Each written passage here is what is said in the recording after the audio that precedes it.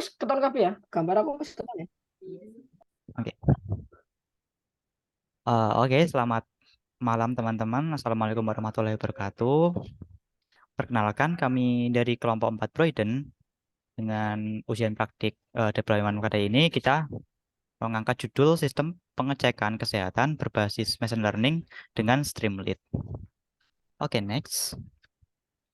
Oke, buat anggota kelompok dari kelompok 4 Broiden, yang pertama ada Anders Siraj M atau sebagai ketua dari kelompok kita, lalu ada Anissa Fauzia, dan saya Nabil Muhyiddin, serta Andreas Gali AG.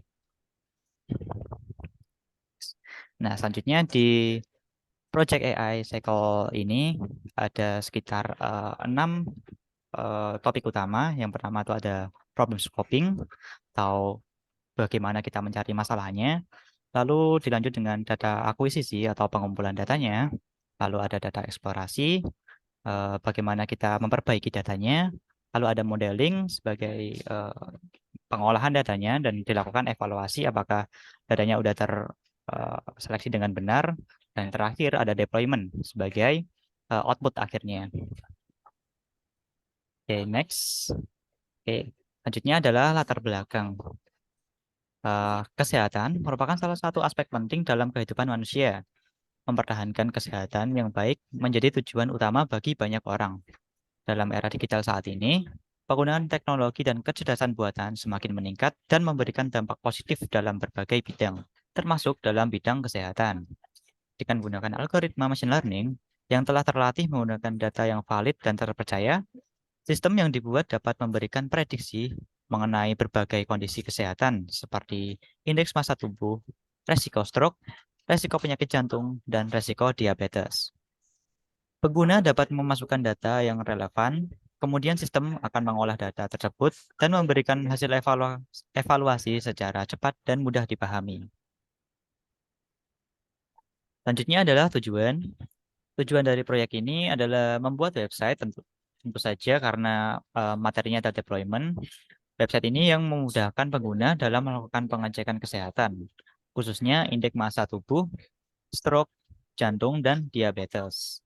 Untuk rumusan masalah sendiri ada 3. Yang pertama, dataset apa sih yang digunakan dalam proyek ini?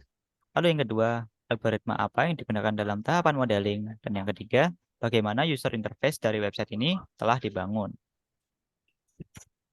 Next. Oke, selanjutnya masuk ke dataset.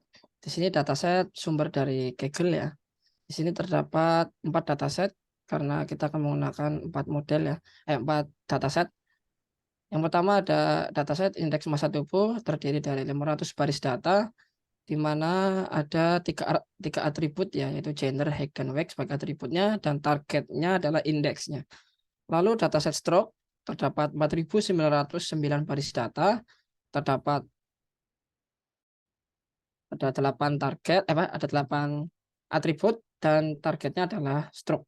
Kemudian dataset yang ketiga itu dataset jantung atau heart disease, terdapat 303 baris data, di mana targetnya adalah heart disease dan atributnya terdiri dari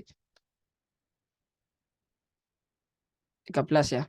Dan terakhir adalah diabetes terdiri dari 253.680 baris data yang targetnya adalah diabetes sendiri dan terdapat beberapa atribut untuk mendukung modeling ya.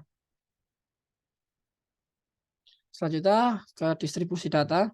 Untuk dataset indeks massa tubuh di sini terdapat 6 target ya, atau 6 indeks. Yang pertama adalah 0 yaitu sangat kurus, 1 kurus, 2 normal, 3 kegemukan, 4 obesitas, dan 5 obesitas ekstrim ya. Dari data tersebut paling banyak datanya itu adalah obesitas ekstrim, di mana data tersebut adalah 198 baris data. Lalu untuk distribusi data stroke, di sini ada no stroke dan stroke, di mana yang mendominasi adalah data no stroke ya, 95%. Lalu yang ketiga data heart disease atau jantung. Ini datanya cukup seimbang ya, karena 54 dan 45% positif dan negatif. Dan data yang terakhir adalah distribusi data diabetes. Di sini yang paling menonjol adalah dataset negatif karena mendominasi 84% baris data. Kemudian algoritma yang dipakai adalah algoritma random forest ya dengan parameter max depth-nya 10 dan random size-nya 42.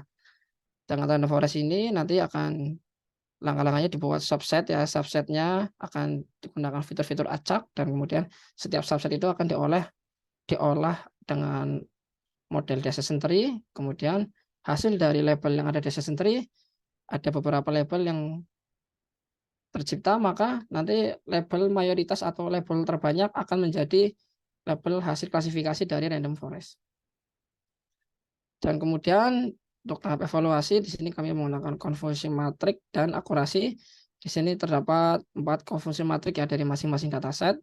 Dan untuk akurasinya yang didapat dari indeks massa tubuh adalah 88%. Kemudian untuk model data stroke 95%, dan heart disease 78%, dan diabetes 84%.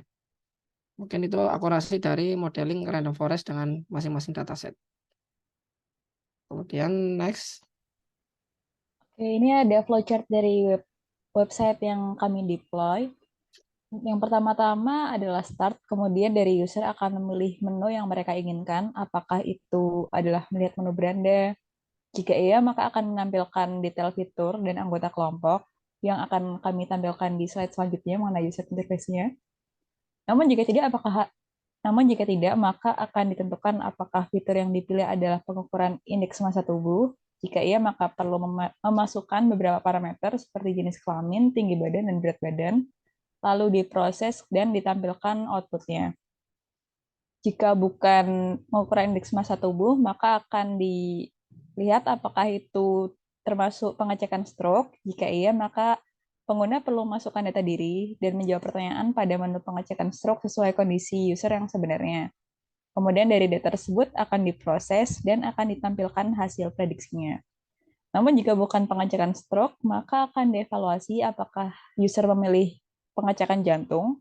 Jika iya, maka user perlu memasukkan data diri dan jawab pertanyaan yang sesuai dengan kondisi user, lalu diproses dan ditampilkan prediksinya.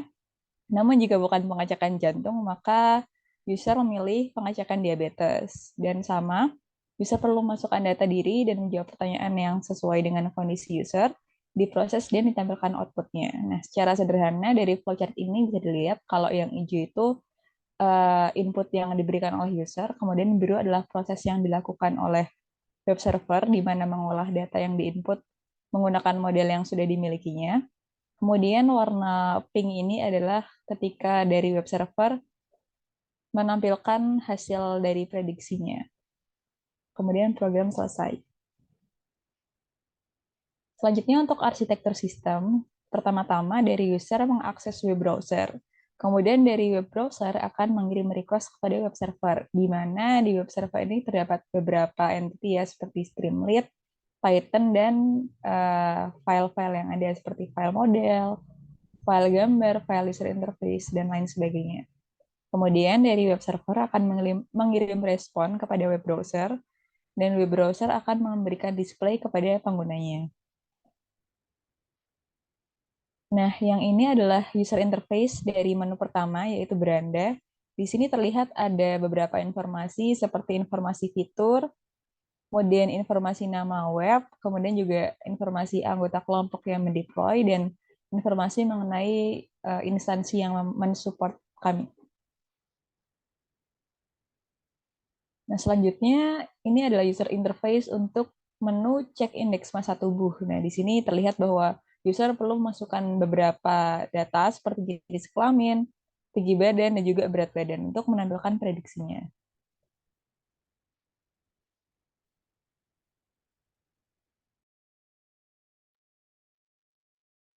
Oke, selanjutnya di sini terdapat user interface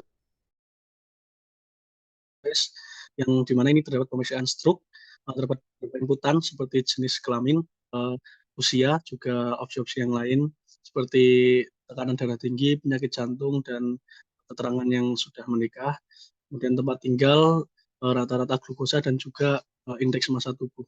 Selanjutnya user interface pemeriksaan jantung sebenarnya di sini sama saja, hampir sama, hanya terdapat beberapa perbedaan. Kemudian slide selanjutnya, pemeriksaan diabetes di sini user interface-nya juga hampir sama dengan sebelum-sebelumnya. Langsung saja ke kesimpulannya. Yang pertama, menggunakan 4 dataset publik yang memiliki karakteristik dan distribusi data yang berbeda. Hal tersebut sangat mempengaruhi akurasi model. Kemudian kesimpulan yang kedua adalah dengan menggunakan algoritma random forest, didapatkan akurasi tertinggi pada dataset struk yaitu 95%. Selanjutnya, dalam pembangunan sistem dengan antar muka menggunakan Streamlit, sangat membantu user dalam mengakses aplikasi program. Dalam percobaan yang sudah dilakukan, user dapat memberikan masukan data yang dibutuhkan dan berhasil mendapatkan prediksi sesuai dengan model yang sudah dilatih. Kemudian kesimpulan yang terakhir, dengan aplikasi web tersebut, user dapat dengan mudah melakukan pengecekan kesehatan berbasis AI atau machine learning. Saya serahkan ke Nabil. Oke, sekian dari kami, presentasi dari kelompok 4. Mohon maaf jika ada kurang atau salah kata dari kami. Wassalamualaikum warahmatullahi wabarakatuh. Terima kasih.